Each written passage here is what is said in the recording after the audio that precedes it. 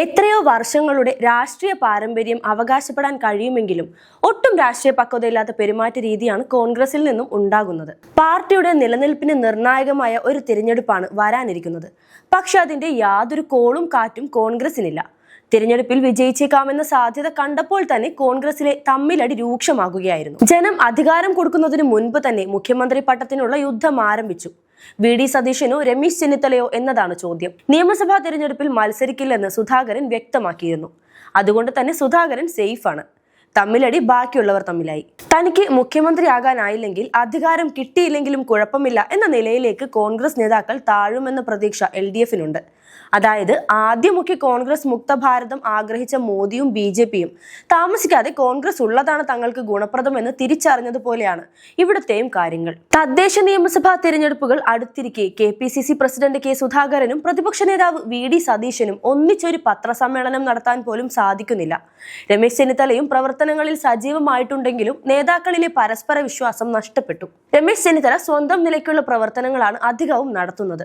മലയോര യാത്രയുമായി പാർട്ടിയെ സംഘടിപ്പിച്ചുകൊണ്ട് സതീശൻ ഒരു വശത്ത് മുന്നേറിയപ്പോൾ രമേശ് ചെന്നിത്തല സൂപ്പർ പ്രതിപക്ഷ നേതാവായി മറ്റൊരു വഴിയെ യാത്ര നടത്തുകയാണ്. കണ്ണൂരിൽ നിന്നാണ് പ്രതിപക്ഷ നേതാവിന്റെ മലയോര യാത്ര ആരംഭിച്ചത്. സതീശൻ കണ്ണൂരിൽ ആരംഭിച്ചപ്പോൾ അതേ സമയത്ത് രമേശ് ചെന്നിത്തല പാലക്കാട് എലപ്പുള്ളിയിലെ മദ്യശാല തുടങ്ങുന്ന സ്ഥലം സന്ദർശിക്കുകയായിരുന്നു. യാത്ര നിലമ്പൂരിലെത്തി PV അൻവർ പങ്കെടുക്കുമ്പോൾ ചെന്നിത്തല പാലക്കാട് ജില്ലയിലെ നെന്മാറയിൽ ചെന്താമര അനാഥമാക്കിയ മക്കളെ കാണുകയായിരുന്നു.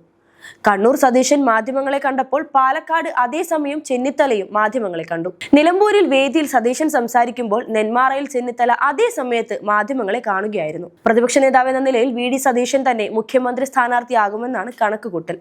ഹൈക്കമാൻഡിനും താല്പര്യം സതീശനോടാണ്. മാത്രമല്ല യൂത്ത് കോൺഗ്രസ് നേതൃത്വത്തിന്റെ പിന്തുണയും സതീശനുണ്ട്.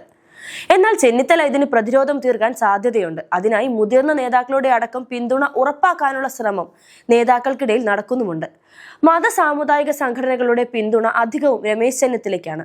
അതിനിടെ ഇവിടുത്തെ പ്രശ്നം പരിഹരിക്കാനെത്തിയ AICC general secretary Deepadas Munshi ജീവനും കൊണ്ട് ഓടിപ്പോയെങ്കിലും വീണ്ടും എത്തിയിട്ടുണ്ട്. നേതാക്കളിലെ അനൈക്യം തൽക്കാലം വെടിനിർത്തലിൽ എത്തിക്കാനായാലും അണികളിലേക്കും പടർന്നിരിക്കുന്ന ശീതസമരം വോട്ടിൽ പ്രതിഫലിച്ചാൽ CPMനും BJPക്കും സന്തോഷിക്കാനുള്ള വകയുണ്ടാകും. 3 തവണ പ്രതിപക്ഷത്തിരിക്കേണ്ടി വന്നാൽ പിന്നെ കോൺഗ്രസിന്റെ സ്ഥാനം തങ്ങൾക്ക് ലഭിക്കുമെന്ന് BJPക്കും അറിയാം. കോൺഗ്രസിന്റെ അണികൾക്കും അനുഭാവികൾക്കും മനസ്സിലായത് പക്ഷേ നേതാക്കളുടെ തലയിൽ കയറിയിട്ടില്ല. നേരിയ ഭൂരിപക്ഷത്തിന് ജയിക്കാനിടയുള്ള മണ്ഡലങ്ങളിൽ ഈ പ്രാദേശിക യുദ്ധം വിധി നിർണായകമായിരിക്കും. അങ്ങനെ പല സംസ്ഥാനങ്ങളിലും അധികാരം നഷ്ടപ്പെടുത്തിയ പാരമ്പര്യം കോൺഗ്രസിനുണ്ട്. അത് തന്നെ കേരളത്തിൽ ആവർത്തിക്കപ്പെടുമോ എന്ന് ചിന്തിക്കുന്നവരും പാർട്ടിയിലുണ്ട്.